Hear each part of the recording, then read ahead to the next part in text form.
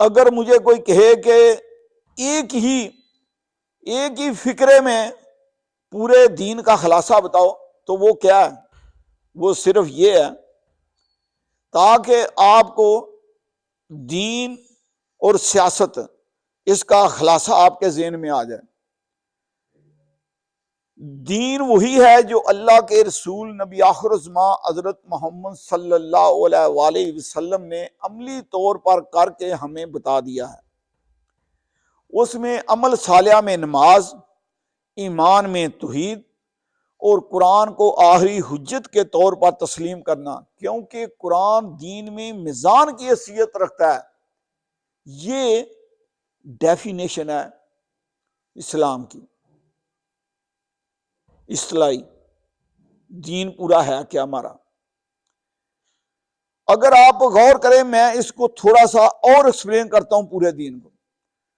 جب اللہ تبارک و تعالیٰ نے حضرت آدم علیہ السلام کو دنیا میں بھیجا تو اللہ تبارک و تعالیٰ نے فرمایا،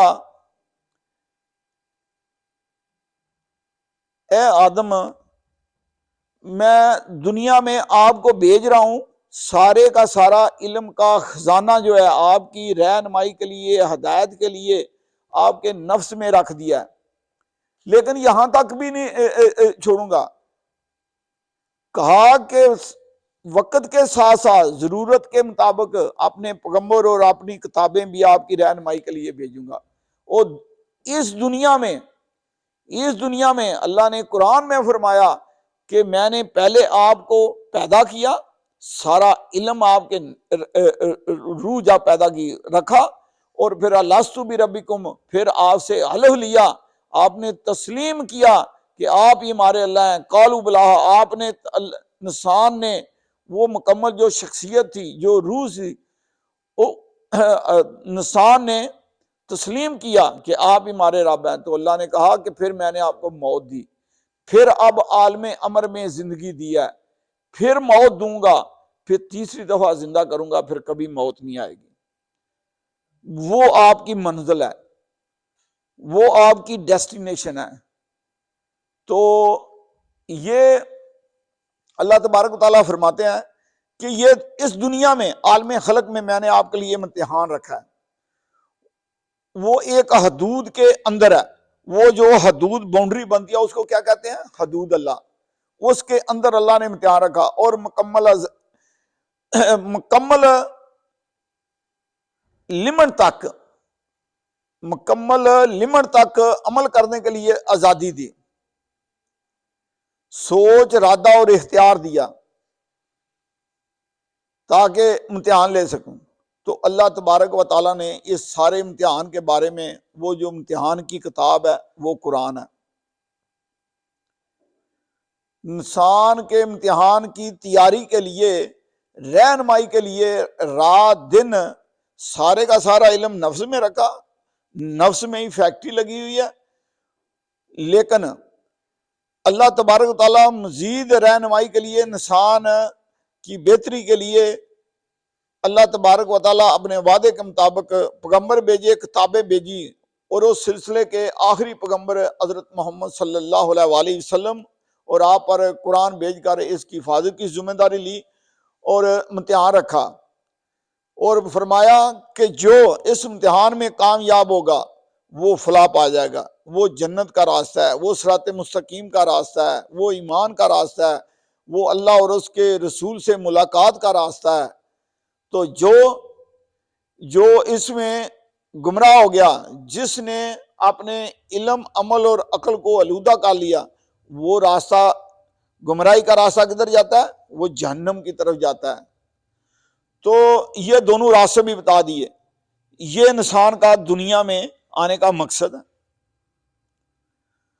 اور میں اس کو جو ہم آج کل عمل کر رہے ہیں، میں اس کو شارٹ لفظوں میں، وہ قرآن پاک تو سارا اس وقت میں نہیں بتا سکتا۔ اس وقت میں آپ کو پورے دین کا جو ایک مسلمان کو کم از کم کرنے چاہیے،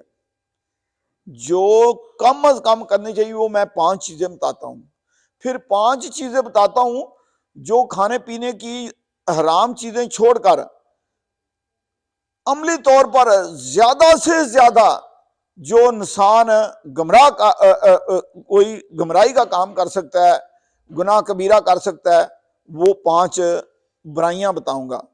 ایک ہی آیت میں اللہ تبارک و تعالیٰ نے وہ 5 کی 5 بتائی ہیں، 5 جو کم از کم مسلمان کو کرنی چاہیے، اور 5 جو میکسیمم ہیں، اس کے علاوہ اور کوئی برائی نہیں ہے۔ یہ 5 برائیاں جو انسان کو کم از کم کرنا چاہیے: ایمانیات، عبادات، اخلاقیات، ان کو پکیزہ کرنا، کھانے پینے کی چیزوں کو حلال، بدن کی صفائی، یہ 5 چیزیں ہر مسلمان کو کم از کم کرنی چاہیے۔ تطہیر بدن، تطہیر خوراک، تطہیر ایمان، تطہیر اخلاق اور تطہیر عبادت۔ اس کے علاوہ 5 چیزیں جو نہیں کرنی چاہیے، وہ اللہ تبارک و تعالی قرآن میں فرماتے ہیں ایک ہی آیت میں۔ وہ 5 چیزیں یہ ہیں: پہلا، بدکاری کو اللہ نے حرام قرار دیا، بدکاری کو اللہ نے حرام قرار دیا، کسی کے حق تلفی کو حرام قرار دیا، کسی کے جان و مال، عزت و احترام کو اللہ تبارک و تعالیٰ نے حرام قرار دیا۔ اس کے علاوہ شرک کو اللہ نے حرام قرار دیا، اور 5ویں چیز، دین میں کوئی نئی چیز شامل کرنے کو اللہ تبارک و تعالیٰ نے حرام قرار دیا۔ یہ سارا دین ہے۔ اب ادھر سے ہی میں ایک شعار سی بات آپ کو بتاتا ہوں کہ دین اور سیاست کا کیا رشتہ ہے، تاکہ وہ جو مذہبی جماعتیں ہیں جو مذہب کو سیاست میں لاتے ہیں، یہ ان کے لیے ہے، اور عوام کے لیے سمجھنے کا ضروری ہے کہ سیاست کیا ہے۔ سیاست انسان کی ضرورت سے پیدا ہوتی ہے۔ دیکھو، جب انسان قبیلوں میں رہتا تھا، حضرت نوح علیہ السلام کے دور پہ، حضرت ابراہیم علیہ السلام، اس وقت اس سے حضرت نوح علیہ السلام سے تک، حضرت آدم سے لے کر کوئی سیاست نہیں تھی۔ اگر سیاست ہوتی تو اللہ تبارک و تعالیٰ فطرت میں، اللہ تبارک و تعالیٰ مذہب میں، یا کسی اور پیغمبر جتنی دیر تک بستیاں نہیں بنی، عوام کٹھے ہو کر رہنا شروع نہیں کیا، اتنی دیر تک سیاست کا آغاز نہیں ہوا۔ کیونکہ سیاست 2 چیزوں سے پیدا ہوتی ہے۔ یہ جو 5 برائیاں میں نے گنوائی ہیں نا، ان میں سے جو 2 ہیں، حق تلفی کو اللہ نے حرام کیا، کسی کے جان و مال، عزت و احترام کو اللہ تبارک و تعالیٰ نے حرام کیا۔ ان 2 شرک کی وجہ سے، کیونکہ انسان کی فطرت میں ہے، اللہ نے سوچ، ارادہ اور اختیار کی آزادی دی ہے، تو جو فطرت جس پر اللہ نے اسلام کو، دین کو، انسان کو، ہر چیز، ان چیزوں کو پیدا کیا ہے، وہ فطرت جو ہے وہ توحید پر، وہ اخلاق پر، اس پر مبنی ہے۔ تو جب آدمی کو جو اللہ نے آزادی دیا، فطرت کے مطابق انسان کام کرتا ہے، تو جب اس اختیار اپنے کو غلط استعمال کرتا ہے، ارادے کو غلط استعمال کرتا ہے، تو معاشرے میں فتنہ پیدا ہوتا ہے۔